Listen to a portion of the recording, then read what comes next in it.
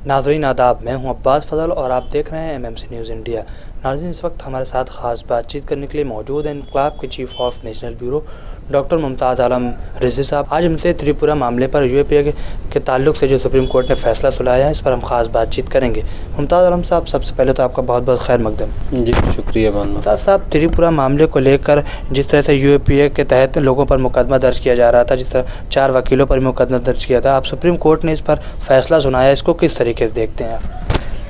देखिए, कल supreme court में ये फ़ैसला आया है और फ़ैसला ये आया है कि जो त्रिपुरा सरकार है उसको नोटिस गया है और ये कहा गया है कि UPA के तहत जो 2 वकील और एक सहाफ़ी को नोटिस भेजा गया है तो उनके साथ सख्ती से पेश ना आया जाए, ख़ास तौर से जब तक ये मामला है। दरअसल जो तशद्दुद बरपा हुआ था त्रिपुरा में और मुसलमानों को जो निशाना बनाया गया था, जैसे कि ख़बरें आ रही थी, तो उसकी फैक्ट फाइंडिंग जो है 2 वकीला ने पेश किया था और एक सहाफ़ी ने ये लिख दिया था कि त्रिपुरा जल रहा है, आग में जल रहा है। तो इस तरीके से तो इन तीनों के ख़िलाफ़ जो है UAPA के तहत नोटिस भेजा गया और गिरफ़्तार करने की बात की गई। तो इसी चीज़ को, गिरफ़्तारी को रुकवाने के लिए न ये कि निचली अदालत बल्कि सुप्रीम कोर्ट पे प्रशांत भूषण गए, जो कि सीनियर एडवोकेट हैं सुप्रीम कोर्ट के, और उन्हीं की तरफ से ये पिटीशन दाखिल की गई थी और उसमें ये कहा गया था कि दरअसल ये गैर कानूनी तरीके से नोटिस जारी किया गया है और इनको गिरफ़्तार करने की कोशिश की जा रही है और त्रिपुरा में जो कुछ हुआ है उसको छुपाने की कोशिश की जा रही है। इस तरीके की बातें आई। तो इसमें 3 सेक्शन बड़ी इम्पोर्टेंट थी UAPA की।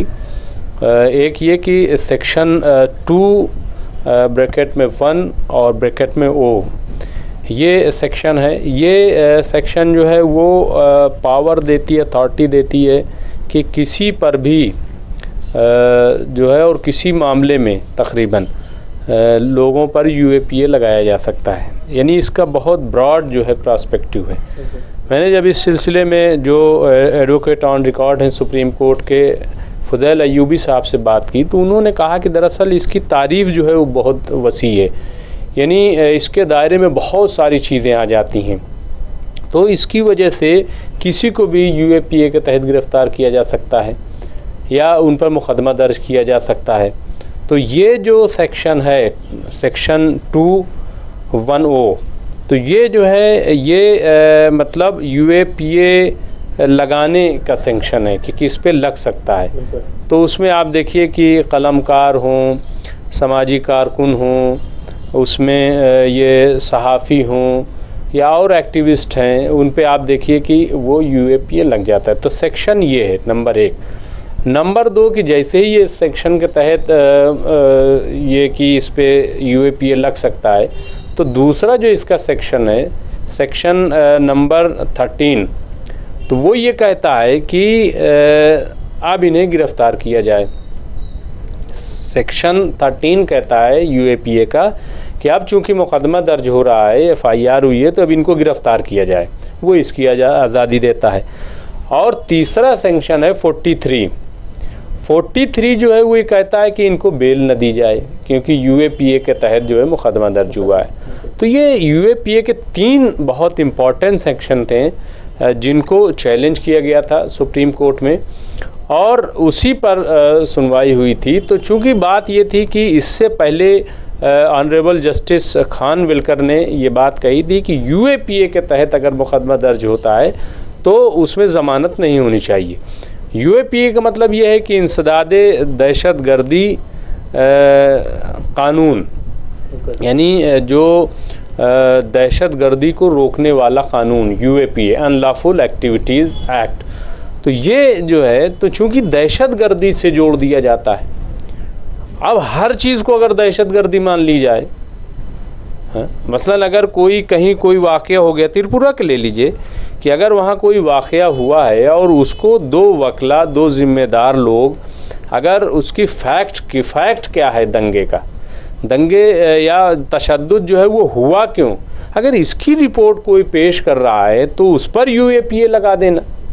या एक सहाफ़ी अगर एक ट्वीट कर दे कि साहब वो त्रिपुरा जो है वो जल रहा है, तो दुनिया तो मीडिया में या और भी खबरें चला दी जाएं तो उस पर ये कह दिए साहब ये दहशतगर्दी फैला दे रहे। तो दरअसल ये नीयत पर है, वरना तो इलेक्शन में नारे दिए गए गोली मारो और ये करो और वो करो, उनके खिलाफ तो कार्रवाई हुई नहीं। अभी गांधी जी को इतना बुरा भला कहा जा रहा है, उन पे तो यूएपीए लग नहीं रहा है। बिल्कुल।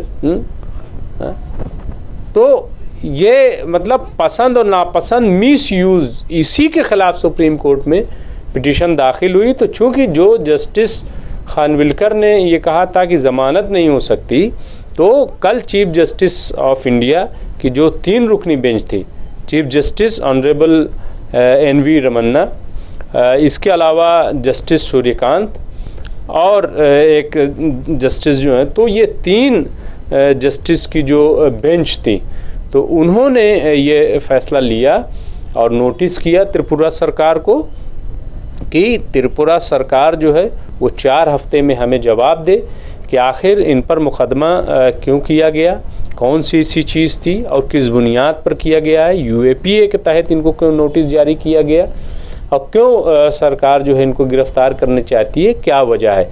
तो ये सब चीज़ों का जवाब मांगा है और ये भी साथ में कहा है कि आप इन पर कोई सख्त कार्रवाई नहीं करेंगे। तो चूँकि मेरी बात हो रही थी फुज़ैल अय्यूबी साहब से, चूँकि वो सुप्रीम कोर्ट में रहते हैं, चीज़ों को देखते हैं, वहाँ बहस सुनते हैं, तो चूँकि ये मामला ही इसीलिए सुप्रीम कोर्ट आया था कि जो सहाफ़ी हैं, वकला हैं, उनको गिरफ़्तार न किया जाए। तो एक तरह से सुप्रीम कोर्ट ने उनकी गिरफ़्तारी पर रोक लगा दी। यानी उसको हम ये तो नहीं कहेंगे, चूँकि वादे तौर पर ही नहीं कहा है कि प्रोसीडिंग रोक दी जाए, स्टे कर दिया गया, लेकिन कहा कि सख्त कार्रवाई न की जाए। तो सख्त तो यही है, क्योंकि देखिए अगर सुप्रीम कोर्ट इस मामले को बहुत तवज्जो अगर नहीं देना चाहती तो वो ये कह देती कि आप पहले लोकल कोर्ट में चले जाएं, जो मकामी अदालत है, ज़िले कोर्ट, या ये कह देती कि आप हाई कोर्ट चले जाएं। लेकिन डायरेक्ट चूँकि ये मामला आया बिल्कुल, और उसको सुप्रीम कोर्ट ने समाअत के लिए एक्सेप्ट किया, और न सिर्फ ये कि समाअत के लिए एक्सेप्ट किया बल्कि फौरी तौर पर उस पर सुनवाई की। तो इसका मतलब ये है कि सुप्रीम कोर्ट भी इस चीज़ को समझ रहा है कि ये इसका मिसयूज़ हो रहा है, और इसकी जो तारीफ़ है वो उसकी क़ानूनी हैसियत क्या है उसका भी मैं समझता हूँ कि जांच होगी। तो ये बहुत इम्पॉर्टेंट है। और मैं ये भी बताऊँ कि मैंने लिखा भी है इंकलाब में, और मेरी बात भी हुई लॉयर्स से, तो उसमें यही चीज़ आई कि अगर ये जो सेक्शन है, सेक्शन 2(1)(o), अगर इसकी तारीफ़ को डिफ़ाइन किया जाता है और इसकी क़ानूनी हैसियत का जायज़ा लिया जाता है और देखा जाता है कि इसको महदूद किया जाए, क्योंकि बहुत वसी है, बहुत ब्रॉड वे में है, मतलब इतना ब्रॉड है, माहिरीन का कहना है, क़ानूनी माहिरीन का, कि इसमें किसी को भी शामिल किया जा सकता है, यूएपीए में किसी को भी शामिल किया जा सकता है। तो मैं समझता हूँ कि उसको भी शायद महदूद करने की बात हो। तो अगर ऐसा होता है सुप्रीम कोर्ट में, 4 हफ्ते बाद फिर इसमें दिसंबर में समाअत होगी, तो मैं समझता हूँ कि न सिर्फ ये कि जो 2 वकला और एक सहाफ़ी का मामला है, बल्कि किसानों का मामला हो या जो और कलमकार हैं, समाजी कारकुनान हैं कि जिन पर यूएपीए लगाया गया है, उनको भी मैं समझता हूँ कि राहत मिल सकती है। जी साहब, एक और सवाल है कि त्रिपुरा मामले में क्या लगता है आपको, क्या यूएपीए को लेकर ही मामला सुलझ के रह जाएगा या जो त्रिपुरा में मुलज़मीन हैं उनको भी गिरफ्तारी होगी? देखिए वो एक अलग इशू है, उस पर भी चीज़ें चल रही हैं, कार्रवाई हो रही है, लेकिन अभी तो मसला ये हो गया था कि सच्चाई आए। देखिए यही तो बात है, बात तो यही है कि जो आप गिरफ्तारी की बात कर रहे हैं कि जो मुलज़िमीन है, तो पता कैसे चले?